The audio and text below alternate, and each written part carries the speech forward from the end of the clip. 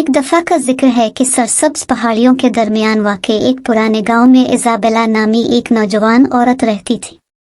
سینوریٹا Isabella, جیسا کہ اسے گاؤں کے لوگ پیار سے پکارتے تھے، اپنی پرفتن خوبصورتی اور مہربان دل کے لیے جانا جاتا تھا۔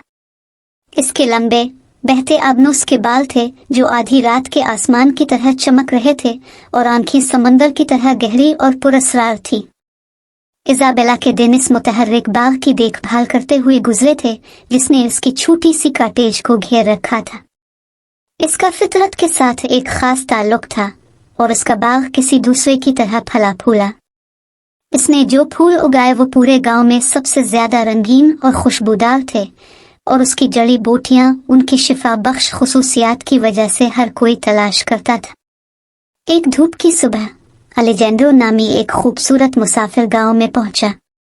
اس نے ایزابیلا کے افسانوی باغ کے بارے میں سنا تھا اور اسے خود دیکھنے کے لیے دور دور سے آیا تھا۔ جب ان کی نظریں ملیں تو ایک فوری تعلق تھا، جیسے قسمت نے انہیں اکٹھا کیا ہو۔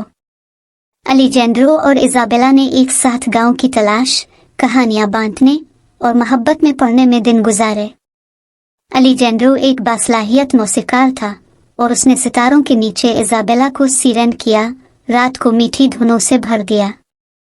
لیکن ان کی خوشی قلیل مدتی تھی، کیونکہ گاؤں پر ایک خوفناک خشک سالی نازل ہوئی۔ کبھی سبز پہاڑیاں بھوری ہو گئی اور ایزابیلا کا پیارا باغ مرجھا گیا۔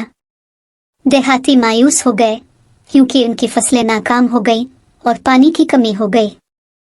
اپنے لوگوں کے دکھوں کو دیکھ کر ایزابیلا نے ایکشن لینے کا فیصلہ کیا۔ وہ اور الیجینڈرو ایک افسانوی چشمے کی تلاش میں قریبی جنگل میں گہرائی میں چلے گئے، جس کے بارے میں کہا جاتا ہے کہ وہ زمین پر زندگی بحال کرنے کی طاقت رکھتا ہے۔ ان کا سفر چیلنجوں اور خطرات سے بھرا ہوا تھا، لیکن ان کی محبت اور عزم نے انہیں اس سے گزرا۔ آخرکار انہیں کائی سے ڈھکی چٹان کے نیچے چھپا ہوا چشمہ ملا۔ ایزابیلا نے آنکھوں میں آنسو لیے بارش کے لیے دل سے دعا کی۔